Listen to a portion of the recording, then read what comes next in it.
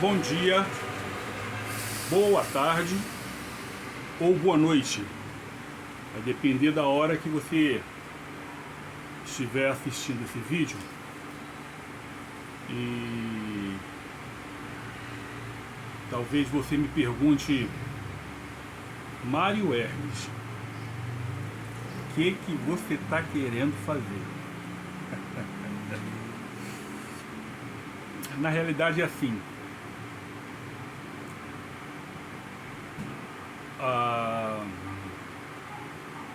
O momento político que nós estamos vivendo há pelo menos 6 anos, desde a pré-campanha de 2016, né? Desde a pré-campanha de 2016 até os dias de hoje, nós vivemos um turbilhão. E um país que se interessava zero por política. A gente votava porque o voto era obrigatório e ninguém queria pagar uma multa. Ainda que a multa fosse R$3 e alguns centavos, a gente ia votar. A gente não tinha preocupação, a grande maioria da população, né, não tinha uma preocupação com os destinos do país de uma forma geral. A gente está sempre preocupado com o nosso mundinho, com os proventos para casa, com o meu trabalho, com a minha família, com os meus filhos, o que eu posso dar de bom, o que eu posso dar de melhor. E quando o governo rateava, a gente reclamava, batia pé, mas a gente não tinha uma consciência política, vamos dizer assim, que nos desse um direcionamento para dizer: ah, eu sou progressista, ah, eu sou conservador, ah, eu sou comunista, sou socialista, não, eu sou liberal, eu sou anarco. Enfim, a gente nunca teve identidade. Nós somos a minha geração.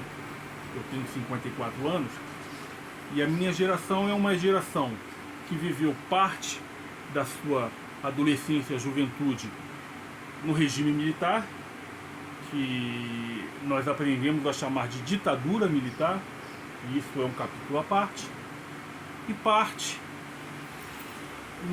nessa nova democracia que nos foi apresentada quando o presidente Figueiredo resolveu anistiar aquelas pessoas que tinham sido mandadas para fora do país, ou saíram por vontade própria. Enfim, aquela questão da anistia política total e irrestrita àquelas pessoas que eram contrárias ao regime militar que tinha sido implantado em 64 e que perdurou por 21 anos. E era uma coisa que era para ter durado 2 anos, no máximo 3.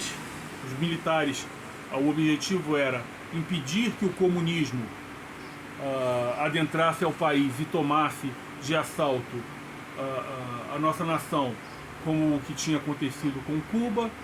E a intenção era fazer do nosso país a porta de entrada para a grande pátria.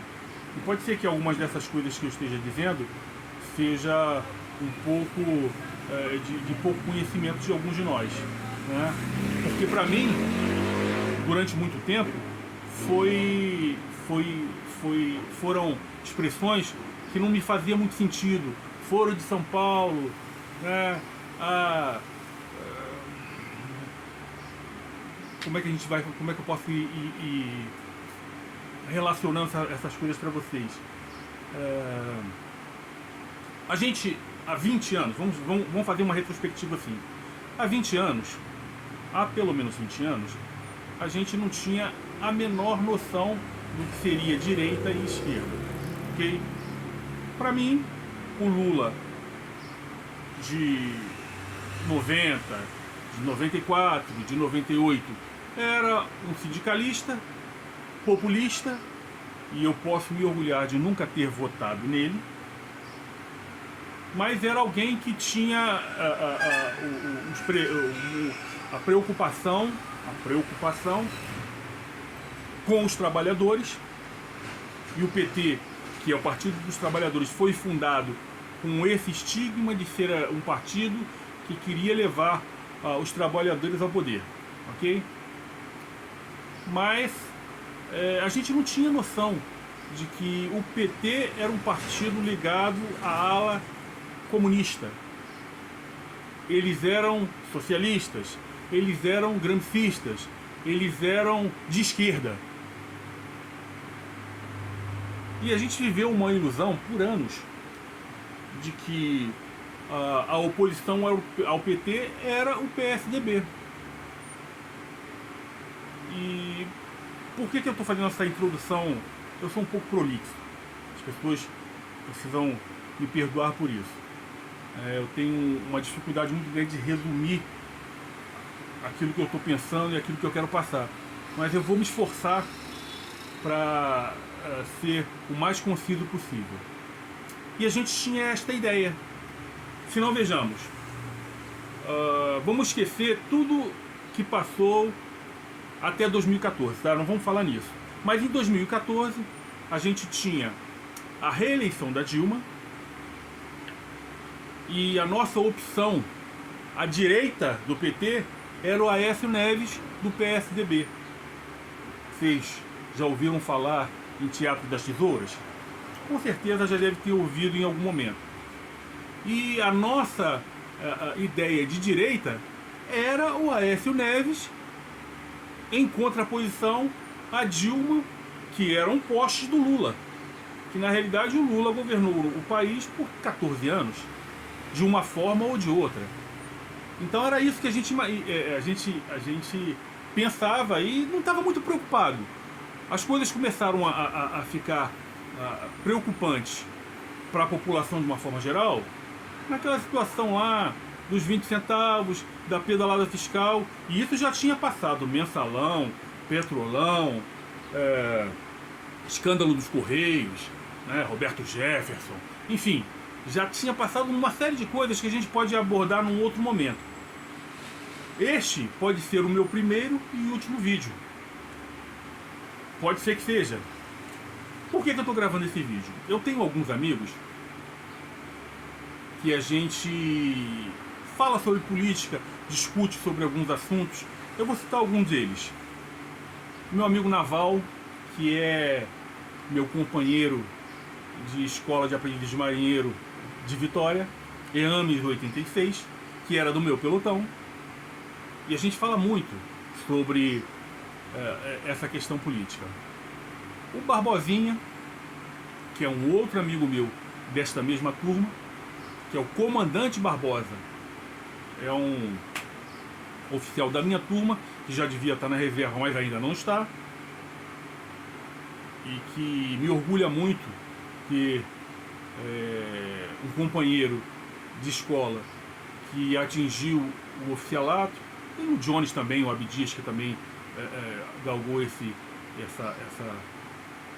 essas promoções, o Fininho. Algumas pessoas da nossa turma chegaram ao oficialato, algumas ainda estão na ativa, outros foram para a reserva, mas com o Barbosinha e com o Naval, eu converso bastante sobre política. Converso com um pastor que é muito meu amigo, pastor Romildo, e sempre que a gente conversa, ele pergunta para mim: o que você acha? Eu vejo assim, assim, assim, eu vejo assim, e esse aspecto. E com meu primo Paulinho, que é um bombeiro militar, né? E que tem uma formação muito sólida, e a gente conversa muito sobre essas coisas da política. E desde que o Lula venceu as eleições, vamos dizer assim, o Lula venceu as eleições, diga-se, me entendeu? Eu já conversava antes com algumas pessoas e passei a ter um olhar mais crítico. sempre, sempre, mesmo não tendo um histórico de entender muito bem essa questão de direita e de esquerda, eu sempre fui um cara muito antenado com a política. Meu primeiro voto foi nas primeiras eleições, que foi a eleição do Collor. Eu votei na época, acho que no Guilherme Afif Domingos. Foi o meu primeiro voto, foi o Guilherme Afif Domingos. Depois votei no Collor. E nas outras eleições, eu sempre votei em quem era antagonista do PT. Eu nunca votei no PT. Mas eu não tinha ideia do porquê isso. Né? Porque o que acontece? A nossa população, a população brasileira, é uma população, em sua maioria, que tem os preceitos conservadores de direita. Mas não consegue se identificar. E eu me identifiquei ao longo do tempo como alguém conservador, liberal, de direita. E a grande maioria dos meus amigos são assim, pensam dessa forma. Alguns não sabem que são assim. Outros se dizem de esquerda, mas têm comportamento de gente de direita. E tem um outro amigo, Leonardo Borges. Leonardo, você é um amigo porreta. E é um cara que também eu falo muito sobre política, a gente se comunica muito sobre isso. E há algumas semanas, talvez alguns meses, ele disse para mim: Mário, por que é que você não faz vídeos para o YouTube, para qualquer outra plataforma, para falar sobre as suas ideias de política, para ajudar as pessoas? Porque eu já faço isso pelo WhatsApp, pelo Twitter, por essas plataformas de redes sociais, mas com alguns pensamentos, algumas citações de pensadores de direita, às vezes pensadores de esquerda. Mas a sugestão dele foi essa: por que você não faz isso? Eu disse: não, cara, isso não é pra mim, eu não tenho nada a ver com isso. Eu prefiro ajudar as pessoas na conversa, na coisa mais pessoal. E isso aí passou, essa história passou, e eu comecei, depois da eleição do 30 de outubro, né, do segundo turno, eu comecei a pensar mais seriamente em fazer, postar textos, né, falando sobre essa ou aquela situação, comentando uma situação política que eu vi, que eu observei. E o interessante disso tudo é que a gente tem a vida própria, tem a correria do dia a dia, e eu aprendi no passar dos anos a acompanhar alguns youtubers, alguns jornalistas, alguns influenciadores. Sempre fui muito de me informar pela imprensa alternativa, né? Porque depois do surgimento da internet como nós conhecemos hoje, não quando eu comecei a trabalhar com informática, que a gente tinha como é que era o nome daquele IBM, cara? A gente tinha era um computador que era um monobloco da IBM. Quem é da antiga vai lembrar.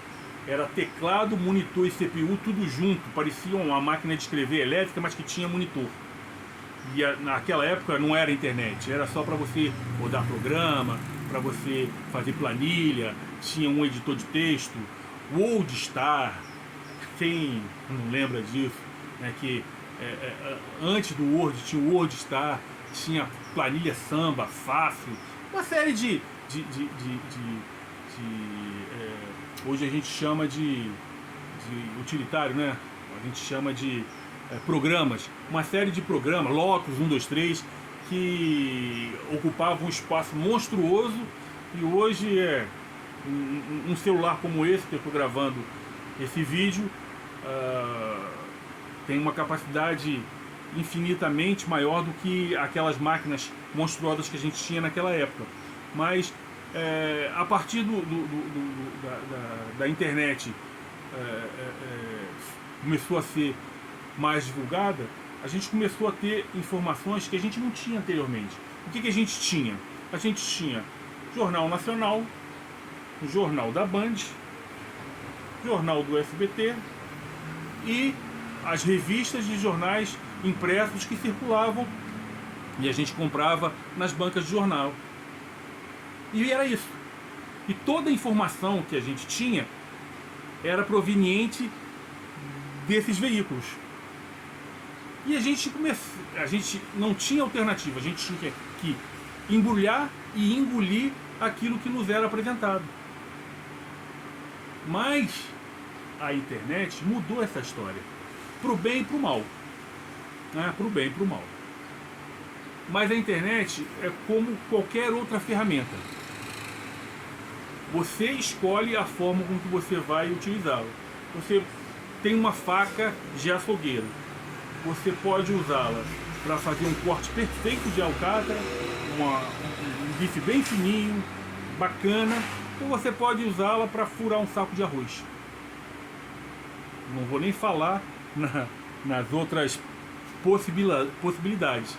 Mas se você utiliza esta ferramenta de forma equivocada, você vai cometer erros. Dito isso, há alguns anos eu comecei mais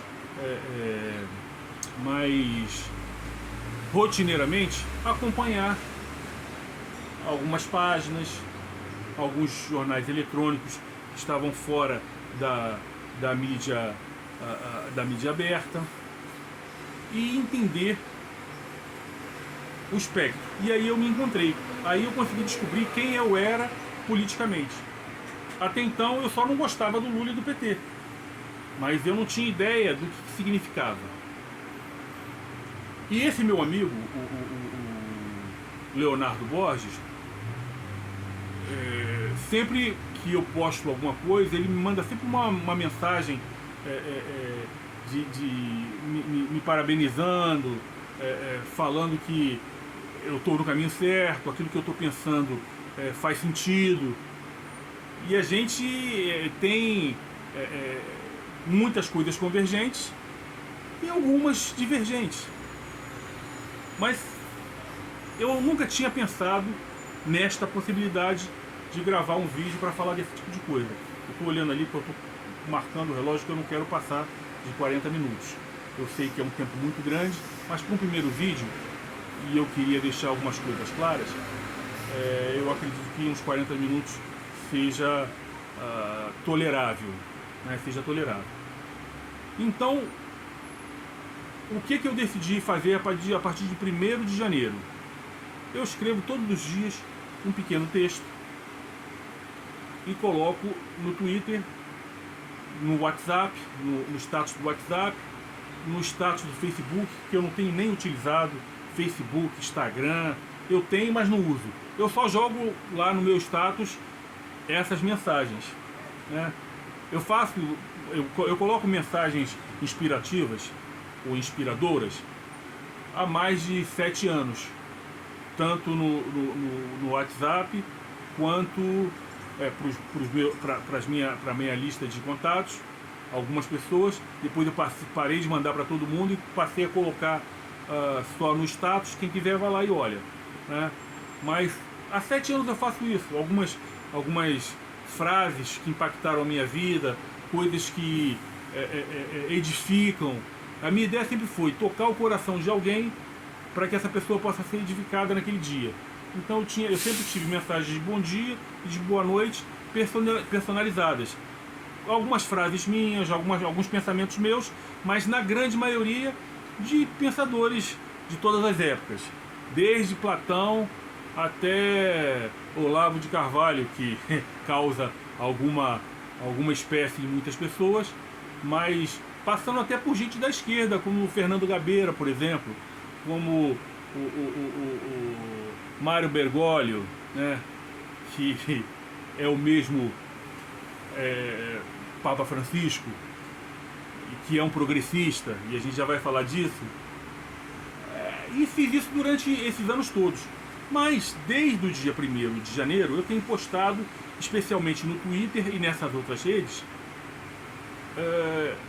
uma pequena análise de alguma coisa que tenha acontecido durante o dia, acompanhando os 32 dias do governo lulopetista. E a minha disposição era de fazer isso todos os dias que durarem o governo Lula. Eu fui amadurecendo essa ideia, mas o que eu queria, principalmente, tentar alcançar aquelas pessoas que são próximas de mim. Porque eu sigo alguns influenciadores de direita e que, na média, todos dizem o seguinte: a direita iniciou o edifício pelo teto, esqueceu da fundação. A esquerda está dentro das escolas, dentro das comunidades, dentro dos bairros, por menores que sejam, formando base e ideologizando aquelas pessoas desde o iniciozinho ali. Ainda que essas pessoas não percebam, elas estão sendo formadas para se transformar num exército. E isso é verdade. Perdão. Isso é verdade. E essas pessoas dizem: formem base, criem grupos de estudo, principalmente a Stephanie Papaiano, a Paula Marisa, o Kim Paim, a Valéria Bernardo, e quase todos os outros têm a mesma opinião, que a gente precisa formar células pequenas para conscientizar as pessoas que têm um pensamento conservador de que a gente precisa de base, porque não ter invadido alguns setores da sociedade, deixado na mão da esquerda desde a época em que o governo militar devolveu o poder aos civis. Antes disso, eles abandonaram a cultura, a educação. As nossas universidades, elas são tomadas, desde as reitorias até os professores, tomadas de gente ideologizada à esquerda. E são de vários espectros. Eu queria falar sobre isso. E nós não fizemos nada. A gente conseguiu eleger um presidente que passou 28 anos no Congresso Nacional, fazendo discurso para cadeiras, sendo resistência, que tinha uma série de defeitos, que foi crescendo e foi evoluindo com o passar do tempo. Perdão. Foi evoluindo com o passar do tempo e entendendo, e se descobrindo de direita, porque eu acredito que nem ele sabia o que era isso, porque uma pessoa de direita não é estatizante. Uma pessoa de direita quer um Estado menor. E ele era estatizante, apesar de pautas conservadoras dentro daquilo que ele pensava, de família, né, de Deus. Ele sempre foi, nesse sentido, muito contundente, mas nas questões, nas pautas de economia, ele sempre se pareceu muito mais com a esquerda do que com a direita. E ele foi aprendendo com o passar do tempo, e a gente conseguiu eleger um cara com um perfil de direita, e que nesses anos todos foi aprendendo o que é ser de direita, e entendeu que quanto menos Estado, melhor para a sociedade, porque a sociedade hoje ela custeia, ela paga, ela sustenta uma estrutura que não lhe devolve na mesma moeda tudo aquilo que é pago. A gente trabalha 5 meses no ano para sustentar esse governo. A gente paga imposto para qualquer coisa que você possa imaginar. Não existe nada grátis. Não existe almoço grátis, porque o auxílio não sei o que, a bolsa, tudo isso tem custo, tem preço. Quem paga somos nós. Esses caras só administram, e administram mal aquilo que eles tiram de nós à força. Bom, então, a ideia, qual é a ideia? É falar um pouco sobre esquerda e direita. Eu fiz aqui um guiazinho para não me perder. Nem sei se eu vou conseguir falar tudo que precisa ser falado, porque já estou há quase 30 minutos falando e ainda não disse a que vem. Como eu disse no início, eu sou muito prolixo e isso precisa ser revisto, né? Mas eu queria falar sobre a origem da direita e da esquerda, para a gente começar essa história, né? A origem dessa divisão, desse racha de direita e esquerda, se dá na Revolução Francesa, quando as pessoas se revoltaram com a monarquia e houve a queda da Bastilha e a Revolução Francesa, que durou de 1889 a 1789 a 1799, 11 anos de revolução, mas onde depois da queda da Bastilha, a Assembleia Legislativa Francesa tinha basicamente dois partidos, né? Os jacobinos e os gerondinos. Os gerondinos sentavam à direita na Assembleia e os jacobinos à esquerda. E daí surgiu esse conceito de direita e esquerda, porque os gerondinos eram aqueles mais conservadores, que tinham dificuldade em aceitar tudo aquilo que os jacobinos queriam, como uma revolução que mudasse tudo de uma hora para outra. Enfim, essa é uma questão histórica que demandaria um tempo maior para explicar. Mas a questão de esquerda e direita parte daí, da disputa entre os jacobinos, que seriam hoje os progressistas, e os gerondinos, que hoje seriam os conservadores. Mas aí essa coisa de direita e esquerda, ela se ampliou muito, muito, muito. Então a gente tem, desde das questões de pautas de costumes, a direita e a esquerda com espectros diferentes, como a condução da economia dessa mesma forma. Sem falar em ideologia, que é outra coisa que pega bastante. Então o que a gente tem na esquerda? A gente tem conservadores, tem liberais, tem anarcocapitalistas, tem anarquistas, tem libertários, que são vários tipos de pessoas que estão no espectro à direita e que têm ideologias que são próximas, mas não são iguais. A mesma coisa acontece na esquerda. Os jacobinos, a gente tem todos frutos do socialismo e do comunismo, tá? Tem o stalinismo, o gramscismo, o progressismo e o globalismo, que formam a grande nova ordem mundial, a ANON, né? Aí, dentro desse comunismo, tem os comunistas regionais. No Brasil, o lulismo, na América do Sul, de uma forma geral, o bolivarianismo, em Cuba, o castrismo, em especial na Venezuela, o chavismo, na Argentina, o peronismo, e duas formas de comunismo que na escola a gente aprendeu que eram de direita. E muita gente vai me xingar. Mas se você observa quais são as normas e diretrizes do nazismo e do fascismo, você vai ver que são ideologias de esquerda. Por mais que os historiadores digam para você que eles eram de direita e bababá, e que isso, que aquilo, quando você pega as características básicas, talvez um dia a gente consiga falar sobre isso mais especificamente, mas quando você pega a espinha dorsal, tanto do nazismo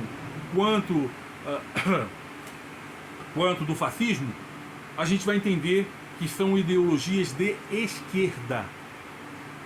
E aí fica fácil você pensar que tanto o comunismo, com todas essas ramificações, como o nazismo e o fascismo, todas elas têm uma coisa em comum: Estado forte, controle da imprensa, controle midiático. Todas elas têm esse espectro. Então fica fácil de entender isso. Então o que que acontece? Depois que eu consegui entender, eu consegui me localizar nesse espectro de estar à direita ou à esquerda, eu comecei a seguir algumas pessoas. E hoje eu estava fazendo uma relação e eu fiquei abismado de quanta gente que eu escuto. Né? Depois que meu fone não está aqui. Depois que veio essa tecnologia, você bota um fonezinho de ouvido e consegue fazer as suas atividades diárias, né? Dirigir, fazer almoço, limpar a casa, no teu trabalho normal, você consegue desenvolver as suas tarefas e ouvir as pessoas com aquele fonezinho de ouvido.